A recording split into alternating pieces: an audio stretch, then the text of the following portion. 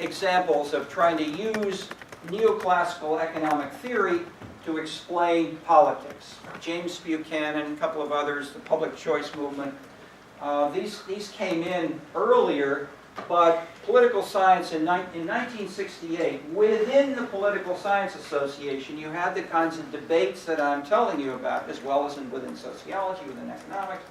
But within political science, there was a huge change, and most of the, I'd say the dominant theory people, and many of the people in the leading journals and many sections, but not in the urban section, embraced what was called public choice, or some ideas coming more from Downs or rational choice.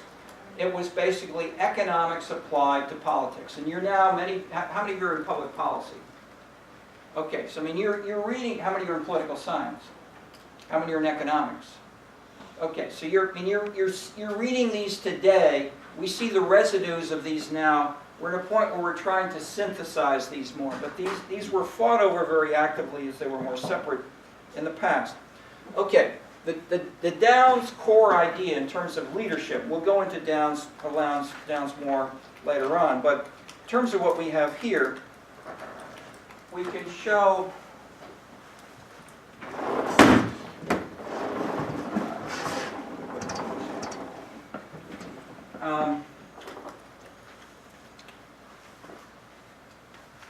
much of the course is explaining policy outputs. This may be higher or lower budgets. It may be closing down Meigs Field as an airport.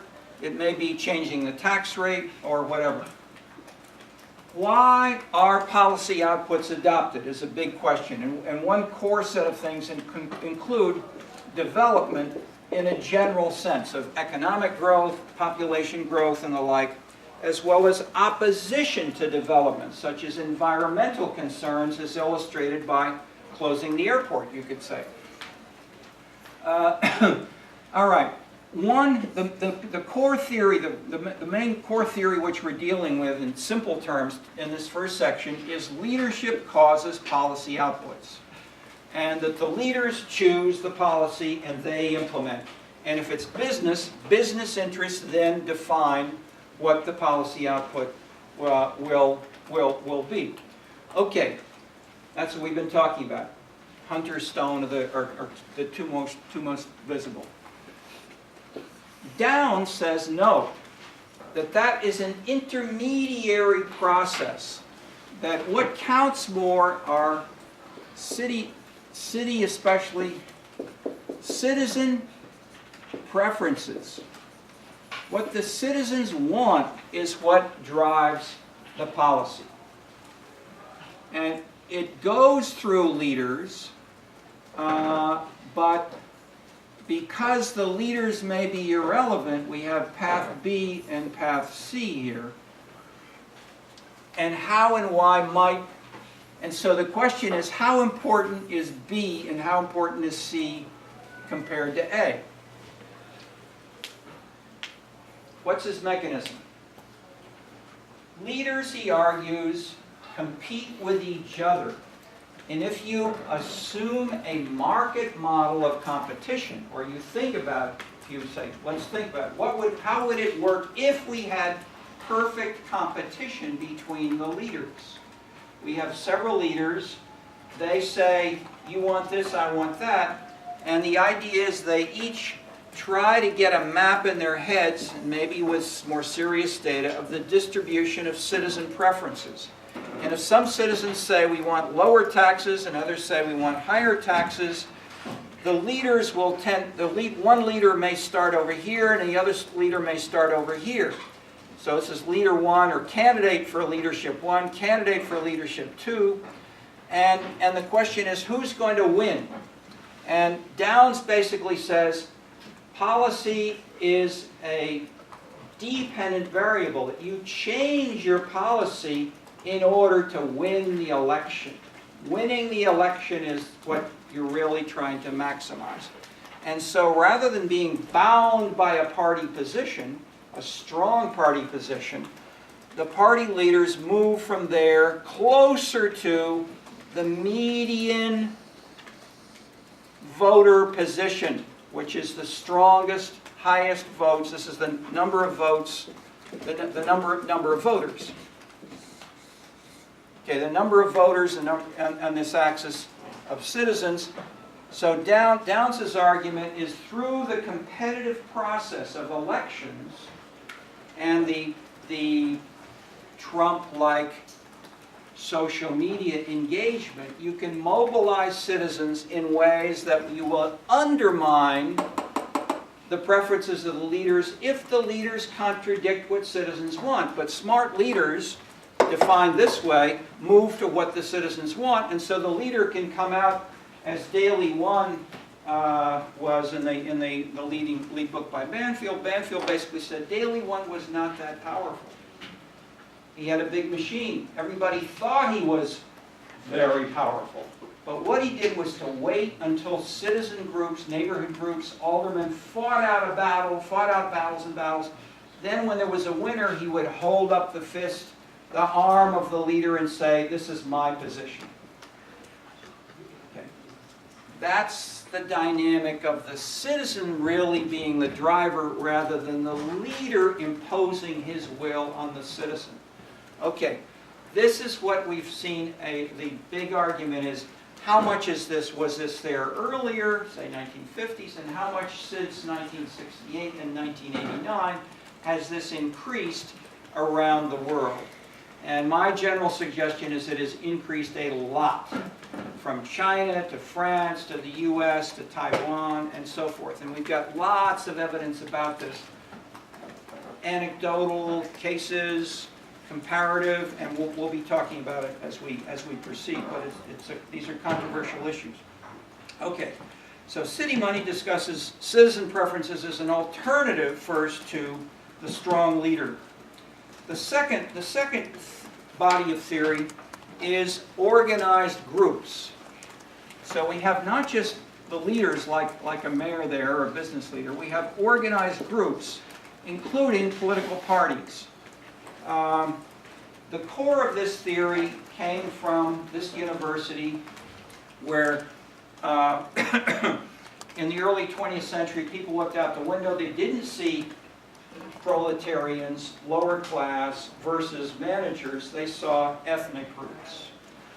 And ethnic groups are the American version of what's called group theory. One of the leading examples are David Truman and then especially Robert Dahl. Dahl's book includes this not in a deterministic way, but it's one of the main theories which he discusses along with the others.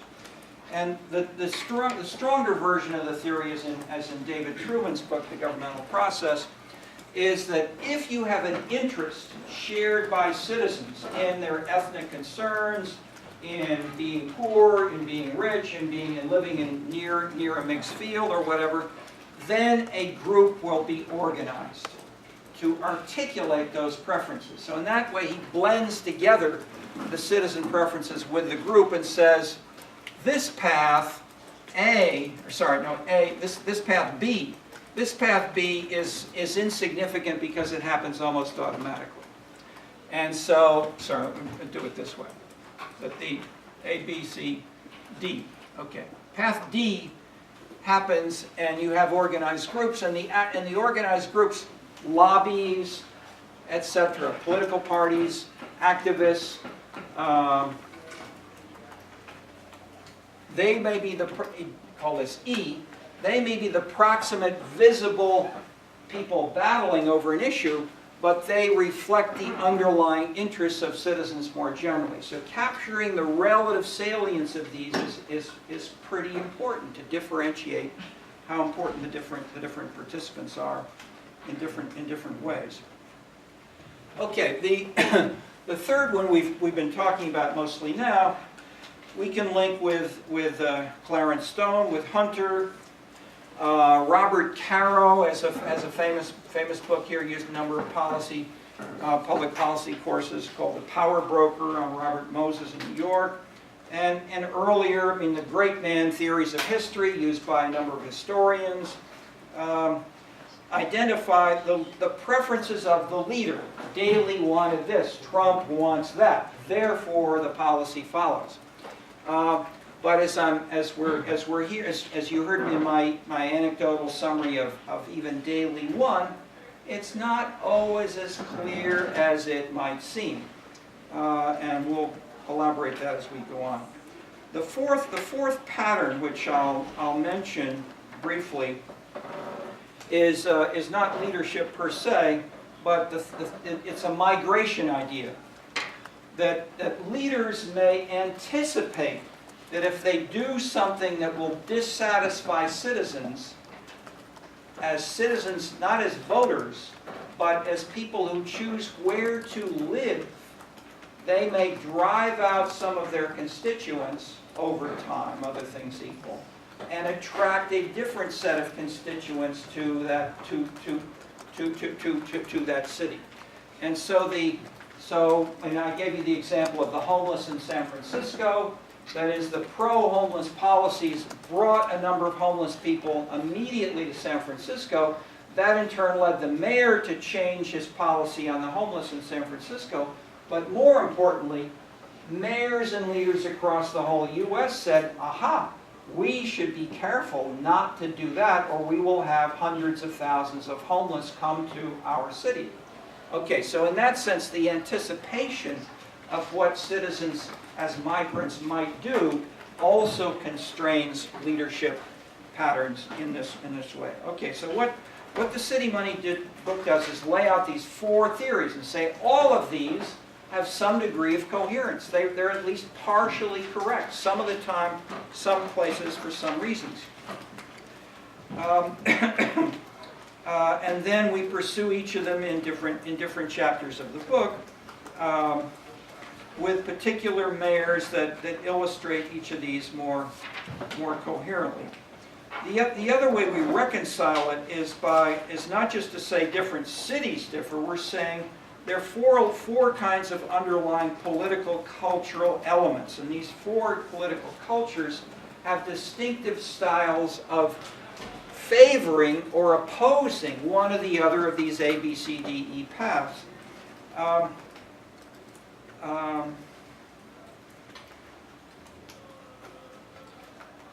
The taxpayers' revolt was a classic example, as it was handled by different mayors and cities. Started in California with Prop 13, but when it came to Boston, I'm using Kevin White as the then mayor of Boston, Proposition 2.5 in Massachusetts, the citizens of Massachusetts said, we want to cut, the citizens of all of Massachusetts, we want to cut property taxes by half, as they had done in California 2 or 3 years before. And it passed, as it had in Michigan. So Michigan, California, Massachusetts all had referenda. Roughly 2/3 of citizens all voted yes, cut taxes. But what's the interesting news here is the political culture of Boston was so powerfully traditional Democrat. The city of the Kennedys, the city of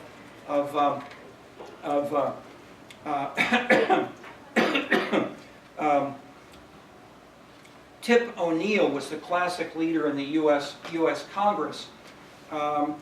Voter signs which would say, elect Kennedy because he can do more for Massachusetts. That is the sense, the classic elements of Roosevelt's strong government, the local version of the strong state, was among the strongest in the United States in the Boston area. Okay, so when the citizens of the state of Massachusetts, and the same thing within the city of Boston, voted cut taxes, what did Mayor Kevin White say and do?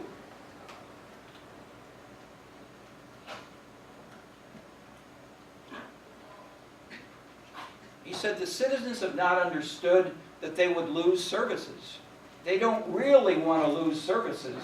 Therefore, I and we are going to the state legislature asking them to permit us to borrow hundreds of millions of dollars so we do not have to cut any taxes and we will continue the same government services as we have done in the past. And this is what you want, I am confident. And what happened? He did it, and it happened. Boston was a classic New Deal democratic city. Even if the average citizens say no, the political leaders said yes. Okay. Helen Boozalis was mayor of Lincoln, Nebraska. She was president of the U.S. Conference of Mayors. I was consulting with the Conference of Mayors on these issues at the time. And we had a conference. In particular, I'll mention to at least a sociologist, the conference included John Logan and Harvey Malich, who were the authors of the book called Urban Fortunes, which argued that basically it was a sociology version of the regime analysis of Stone. Business leadership and developers especially are key drivers, and that the citizens are not explicitly, seriously discussed in this way. So Helen Boozalis, I attracted to come to this conference as she was president of the U.S. Conference of Mayors nationally. She worked with mayors across the country very successfully.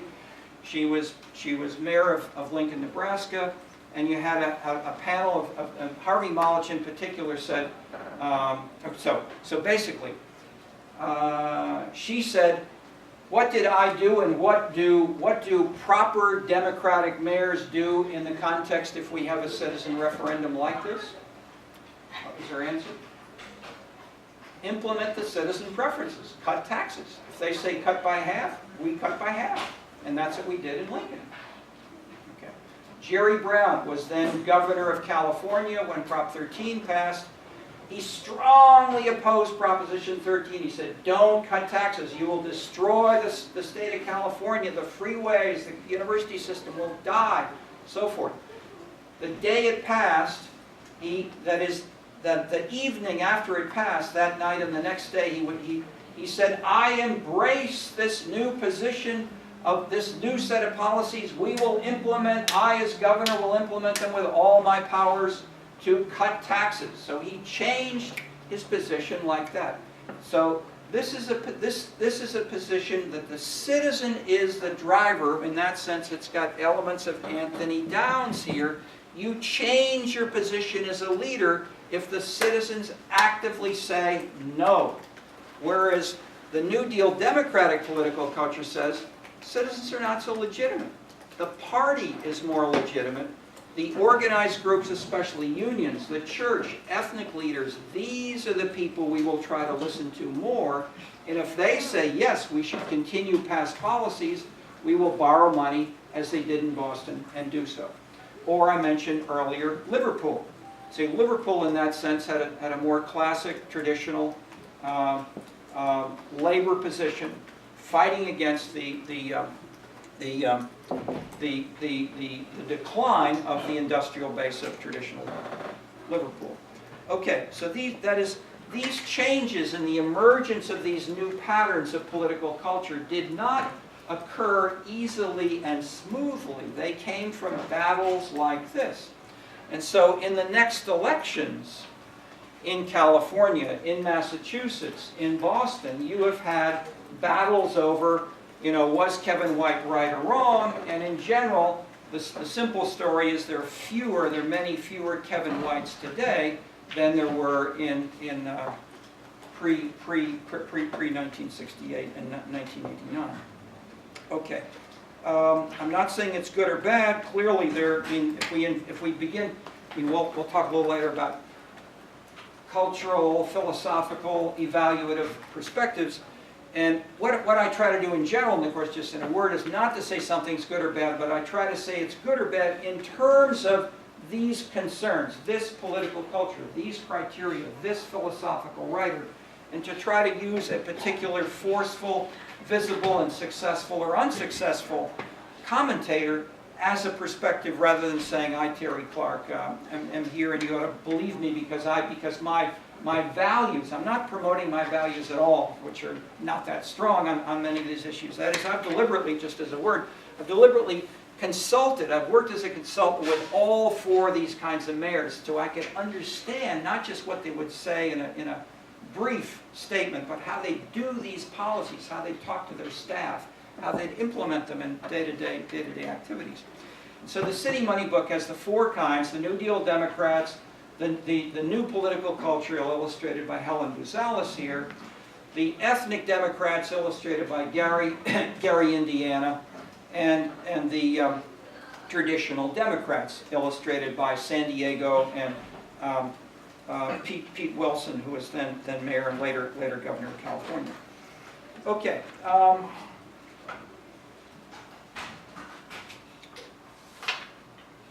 What the book does, in addition, I mean, that is, we use those brief case studies of those mayors. Is it 10 already? Okay, all right, fast. Let me stop there, and let's have just 2-3 minutes of discussion. I thought we've had a little bit built into class, more than sometimes. But any quick reactions to what I've said? Want to raise? Yes, Sophie. I'd be interested to hear on your take of sanctuary cities, and because I see a few different ways of it working out here. Is it a response to the humanitarian concerns of citizens, or is it more on the migration sort of policy analysts, where we anticipate that we could import a lot of cheap labor if we attract undocumented immigrants to our city? I'm delighted we today have technical support from Christina Sakamoto. Why don't you just stand up for a minute and wave so people can see you.